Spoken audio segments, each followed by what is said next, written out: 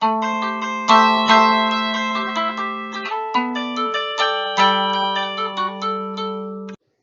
monkeys scampered throughout the forest, swung through trees, and whenever they noticed anything tasty, they picked it. Due to their good fortune, many of the monkeys smiled as they collected their lunch. They had many reasons to be happy. Their land was beautiful, their community was close-knit, predators were minimal, and there was an abundance of food. There wasn't much that bothered the monkeys, but they did have one issue. A massive amount of birds had recently immigrated to their land, making the forest a bit cramped. Since the birds had claimed so many branches as their own, the monkeys had fewer trees to swing through and climb. It had happened many times that monkeys, who had been swinging through the trees, returned to the others with peck marks and stories of being attacked physically and verbally by birds who thought that they had gotten too close to their territory. It had become common knowledge within the monkey community that the trees inhabited by birds were to be avoided. Fortunately, their island was of decent size, and though an excessive amount of birds had recently immigrated to their land, adding to the population that was already there, there were still some areas that weren't frequented by birds. These were the areas the monkeys tried to stay in the most. After all the monkeys collected themselves a nice handful of food, they went to their usual eating area, which luckily hadn't been taken over by birds yet. Some sat on the boulders on the ground, and some sat in the trees above them.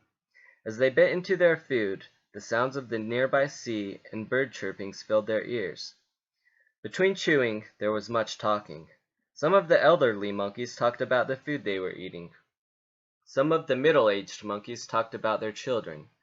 Some of the younger monkeys talked about having a race after they ate. And many of the monkeys of all ages talked about the birds. "Stupid birds, there's got to be a reason so many have come here," a middle-aged monkey named Gomer said, opening a banana. "Yeah, it's ridiculous," another monkey replied. As Gomer swallowed his first bite, a bird came down from the sky and landed in the middle of the monkeys. He was a semi-large bird, about half the size of the average adult monkey, who was mostly blue, but he had some red in his wings and some green around his eyes. His yellow beak was short but wide.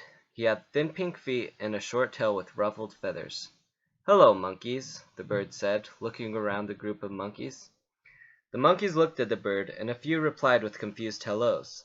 Then they returned their attention back to their food and conversation.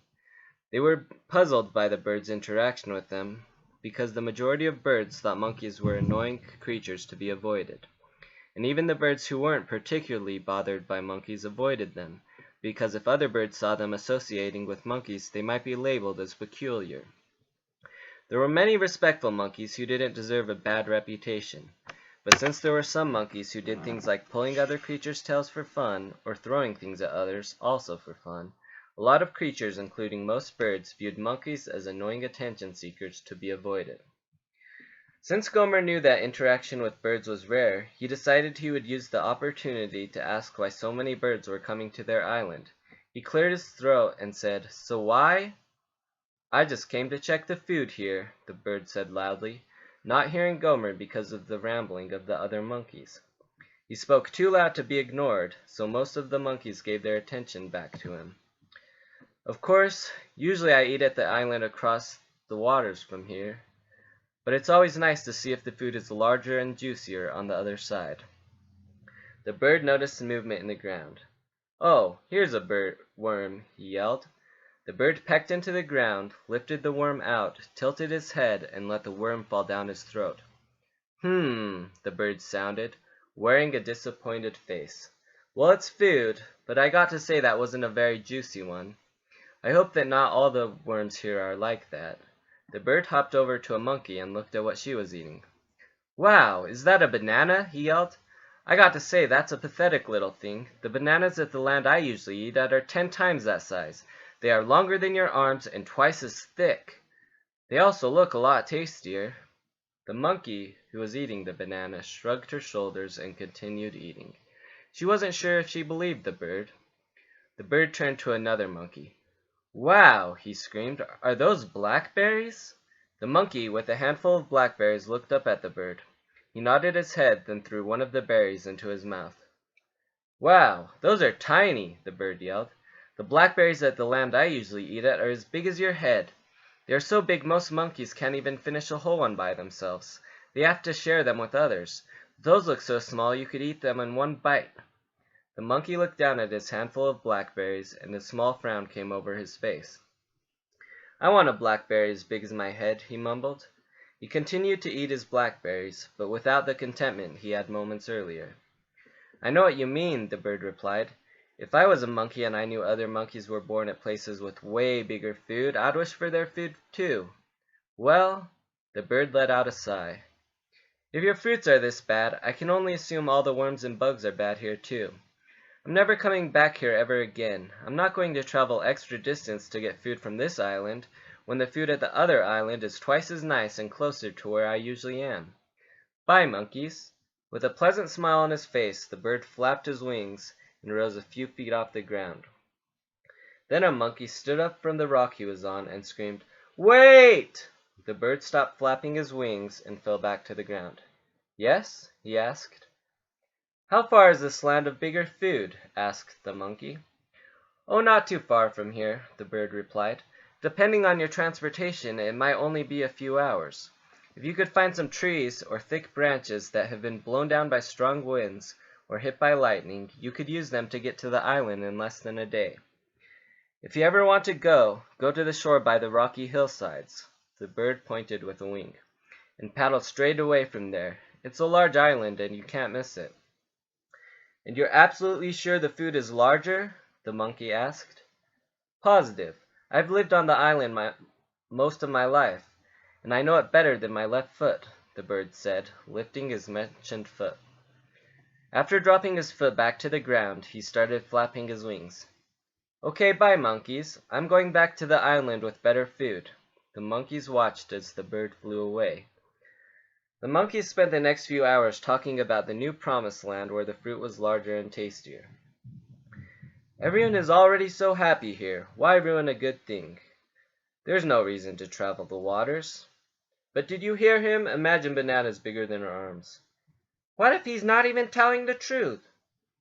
"Why would he lie?" "I don't know, but there could be some reason. Most birds don't like us very much. Maybe it's just some sort of prank." "A bird would never prank anyone. They're the most serious creatures ever. That's why they get all hung up when you throw a grape at them. Most of them don't know what a joke is."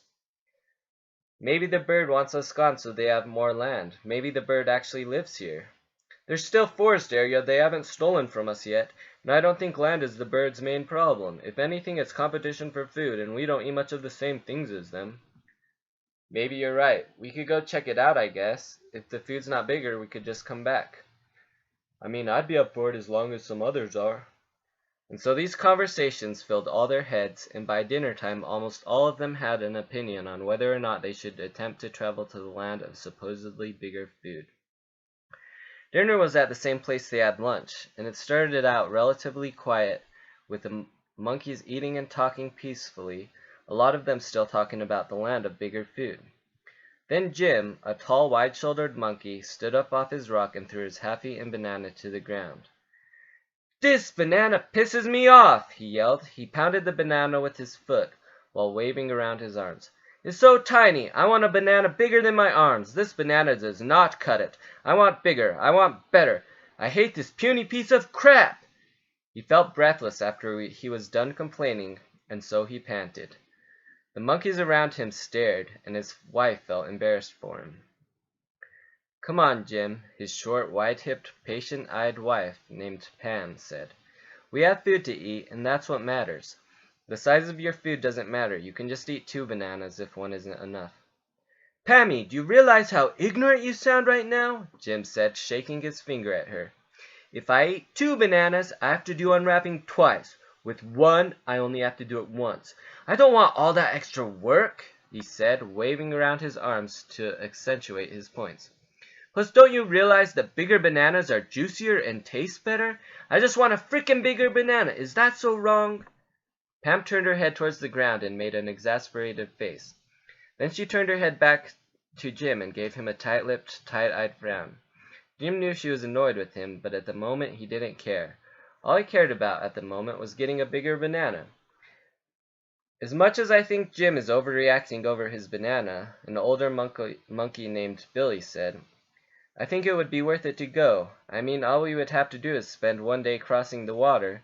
Then for the rest of our days we would have better fruit to eat. It seems like the journey would really pay off, at least in my mind. Then everyone forgot their dinner, and a giant load of conversation broke out. I don't want to go. I think we should go. It would be an adventure that could pay off. Everything is great here. We already know this island so well. It would be dumb to leave to some island that we barely know anything about.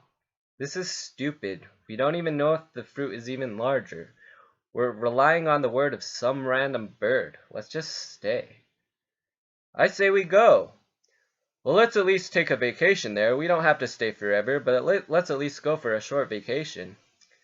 But if the food is larger, I want to live there forever. I say we at least check it out. Then Dolan, a tall middle-aged monkey with a thin nose and small ears, jumped on top of a rock and yelled out, Okay, so we all have our opinions. If you think we should travel to the land of bigger food, come stand on the right side of the rock I'm on. If you think we should stay here, go to the left side of the rock I'm on. The monkeys went to whichever side represented their interests. Dolan's family all went to the right side, but Jim wasn't as lucky. Jim went to the right side of the rock, but Pam took their son Wilbert and went to the left. For a minute Wilbert stood by his mother and held her hand. Then he looked up at her and said, I want to go to the side Daddy is on. Why, don't you want to stay here? Pam asked. No, I want to go to Daddy because I have a question about caterpillars, Wilbert said, misinterpreting the meaning behind his mother's question. Okay, Pam said warmly. She kissed Wilbert's head and then let go of his hand. She remembered when Wilbert used to ask her questions about bugs, but then one day she hastily answered one of his questions with, I don't know. To be honest, I don't like bugs very much. They're kind of yucky to me. She remembered Wilbert's open-mouthed frown and the sadness in his eyes. She apologized to him, and he had told her it was okay, but he hadn't asked her any more questions about bugs since that day. He still asked her questions about other things, though. Yesterday he asked her how trees could grow bananas. Wilbert ran to his father and tapped the side of his legs with his index finger. As soon as his father looked down at him, he asked, Dad, is it true that caterpillars can grow wings? Yeah, caterpillars change into butterflies, Jim said with a smile. Who told you that? How do they grow the wings? Wilbert asked. No one knows because they wrap themselves up when they do it, Jim said. They probably want to keep their secret to themselves. Why? Do you want to grow wings or something? No, I just think that's cool, that's all, Wilbert said. Yeah, it is, Jim said. When Dolan finished counting each side, he shouted out, Including me and my family, 73 of us want to go. That means only 30 of you want to stay. Of course, some of you will choose different sides because of the sides your loved ones are on. Some of you who want to go will stay, and some of you who want to stay will go. Regardless, I think those of us who want to go should start moving some logs towards the shore, so transportation will be available when we decide to leave. After dinner, the monkeys picked out the logs they wanted to use to cross the water. Since they spent massive amount of time traveling throughout the jungle, they already knew where some fallen trees were. The fallen trees they found needed pruning if they were to ride them across the water, so they looked for trees that had thick enough trunks to float with them on it, but had thinner branches that would be easier to break off. After they were done cleaning the dead trees up, they pulled them from the forest to the shore. It took about 20 monkeys to move each log, and they estimated each log would be able to carry about 8. So they decided they would need 10 of them. Jim and 16 other monkeys carried a newly cleaned log through the forest. Pam, holding Wilbert's hand, followed Jim and pleaded against what she considered insanity. Jim, let's just stay here, please. Our parents were born here, we were born here, and our son was born here. All our memories are here. Why would we leave our home for a bigger banana? It makes no sense. It makes perfect sense, Jim yelled. I want Willie to be able to make his memories somewhere with bigger and better food. Food is one of the best things in this life, and I don't understand why you don't understand that. A couple of monkeys behind Jim, named Gally and Sibo, made eye contact with each other, which meant something like, Jim can be selfish and bossy sometimes. "The food probably isn't even bigger, Jim," said Pam. "How do you know the bird is even telling the truth?" "How do you know he isn't telling the truth?" Jim countered. "We've never been to the other island, and it isn't that hard to believe that it has bigger food. Why do you think the bird came to our land to look at our food? I'll tell you why. Because he has flown to other islands, and he realizes that some places have bigger food than others. Other places' food probably gets filled up with more water somehow." Pam sighed and made a clearly agitated face. "Whatever. You know what, Jim?" Pam said. "Whatever. Let's just not talk for a while, okay?" "Okay," Jim mumbled. After a couple minutes of silence, Wilbur enthusiastically yelled, "I want a pet caterpillar." Pam tried to give him a small smile, but her frown was too strong to be broken, and Jim mumbled, "Well, we'll see." Once they arrived at the shore, the monkeys dropped the log next to 6 other logs. Then they went back to find another one. By the end of the night they had 11 logs instead of 10 sitting on the seashore. This was due to a lack of communication between the three groups getting the logs. Each of them had just been bringing logs until they counted 10 on the shore, and the last couple logs arrived at similar times. Of course they didn't make a fuss out of it. They all said whatever about it, and then they agreed they would leave in the morning. They told the others their plans of departure and called it a night. The monkeys found an area without any birds and climbed up the trees to sleep. Jim and Pam lay on branches 5 feet apart and bickered over whether they would stay or go. Then they started screaming. Wilbert, who was lying in his mother's arms, put his fingers in his ears. Before their argument was over, there wasn't a single monkey within a 3-tree radius from them. And Jim, who made it very clear he would argue until morning if he needed to, eventually provoked Pam into agreeing to go. But she was bitter about it.